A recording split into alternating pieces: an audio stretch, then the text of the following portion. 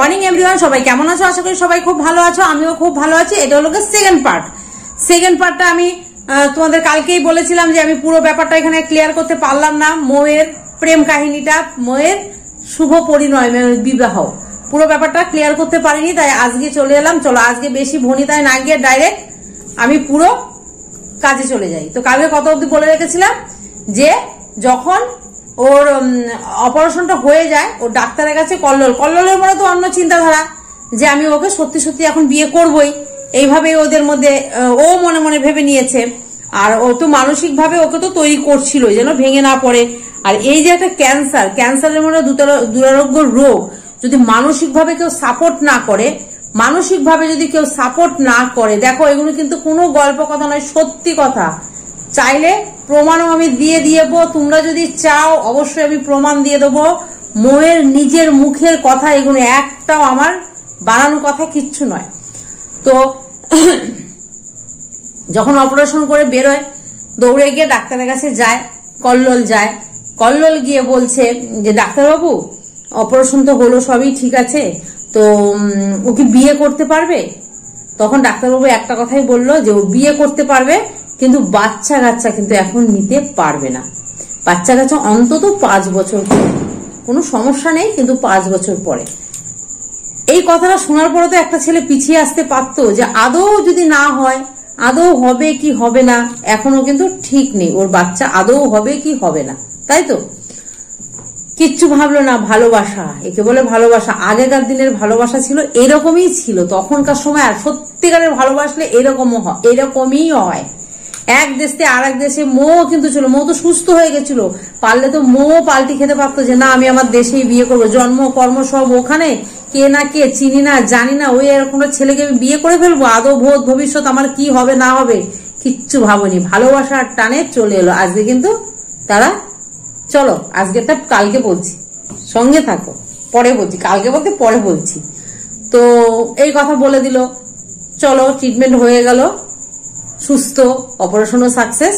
ও নিয়ে বাড়ি চলে এলো। তো চলে আসার পরে দুই বাড়ির গার্জিয়ান থেকে অনেকে বলছে না পালিয়ে বিয়ে, এই বিয়ে সেই বিয়ে, ধরিয়ে দেবো। ওই যে কে তুমি? নন্দিনী, দেখিনি। ওই নন্দিনী নাম দিলাম আজকে থেকে। তোমরা যাকে রুমকি, ঢুমকি, চুমকি, সুমকি কত কিছু বলো, তার নাম আমি আজকে থেকে দিলাম নন্দিনী। ঠিক আছে? নামটা কেমন হলো অবশ্যই তোমরা কমেন্ট করে জানাবে। তো ওই নন্দিনী কি করলো, মাঝখানে এসে কত নাটক দেখালো। নন্দিনীর জন্যই এত কিছু। চলো মৌ, আজকে এই নন্দিনীর জন্য অনেকেই তোমার প্রেম কাহিনীটা, তোমার ভালোবাসাটা অনেকেই কিন্তু জানতে পারলো। আমরা না হলে অত অত অত অত পেছনে হয়তো যেতাম না, তোমার সামনের এটাই দেখতাম। সে 2 বছর 3 বছর আগের তোমার ভিডিও দেখতে আমরা যেতাম না। আজকে এই নন্দিনীর জন্য আমরা সবটা আরো ক্লিয়ার ভাবে জানতে পারছি। একদিকে এই নন্দিনীকে স্যালুট জানাই, ভালো তুমি করতে চাইছিলে, খারাপ হইয়া গেল ভালো। তো চলো বাদ দাও এইসব কথা, আমি কাজের কথায় আসি।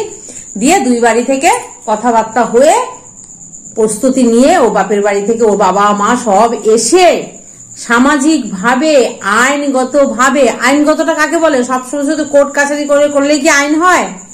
হ্যাঁ, আর যখন মোদির বিয়ে তখন অত রেস্ট্রি এতটা ছিল না। তো দুনিয়ার পাড়ার লোক, গ্রামের লোক এক হয়ে সবাই মিলেমিশেই ওদের বিয়েটা হয়েছে। আর একটা মেয়ে বিবাহ সূত্রে নাগরিকত্ব সব সময়ের জন্য পেয়ে যায়, তাই তো? তোমরা হয়তো জানো, সবাই আমাকে কমেন্ট করে তোমরা জানাবে আরো ডিটেলস। তো সেই ধুমধাম করে কিন্তু আমাদের মৌরানীর বিয়ে হয়ে গেল। আর বিয়ে হয়ে গিয়ে আজকে দেখো তারা ধুমধাম করে সংসার করছে, গুছিয়ে গাছিয়ে সংসার করছে। আচ্ছা, তারপরে দিন যায়, কল্লোল তো কাজে যায় না। এবার মৌ বলে হ্যাঁ গো, তোমার না চাকরি ছিল, চাকরি কই?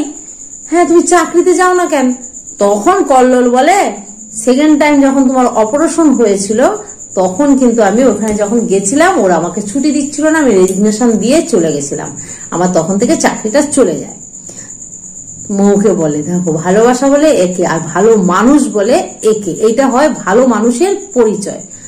তো একটা অসহায় মেয়ে, এই সময়টা কিন্তু অসহায়। আজকে মৌর শরীরে হয়তো ক্যান্সার মতো দুরারোগ্য রোগটা আর নেই, কিন্তু ওই সময়টায় যে কোনো ছেলে একদম 100-100 আমি গ্যারান্টি দিয়ে বলতে পারি যে কোনো ছেলে ওই সময়টায় সরে আসবে। তার দিক থেকে আমি কল্লোলের মাকেও অনেকটা অনেকটা সম্মান জানাই, অনেকটা ভালোবাসা জানাই আর প্রণাম জানাই। কারণ মা যদি চাইতো যে না ওরকম একটা মেয়েকে বিয়ে করবি না, বাবা মা কখনো চায় না যে এরকম একটা জীবন সঙ্গিনী নিক, যে এরকম একটা মরণ মানে ব্যাধিতে ভুগছে।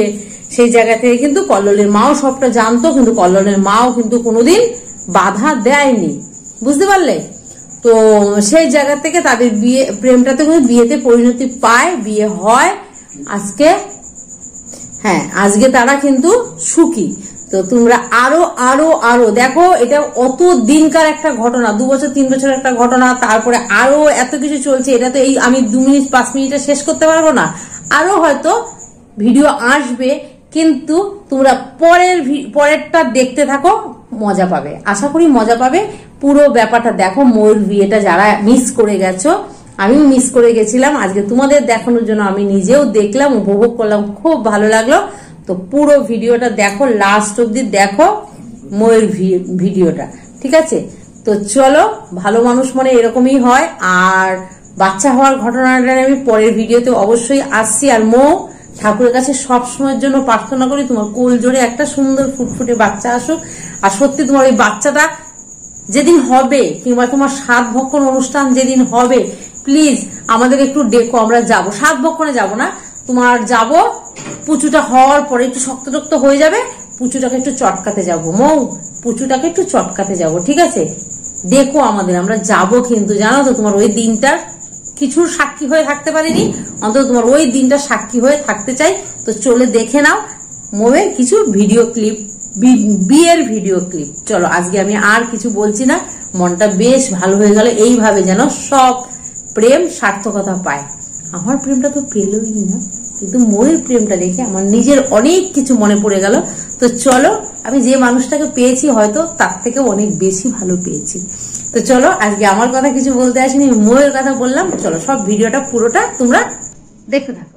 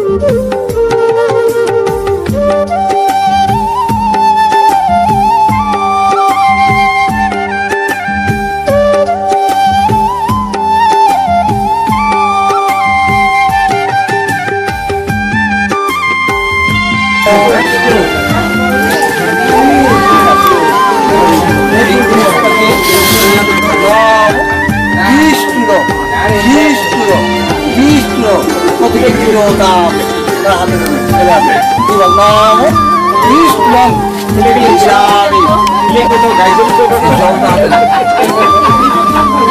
নাম পাঁচজন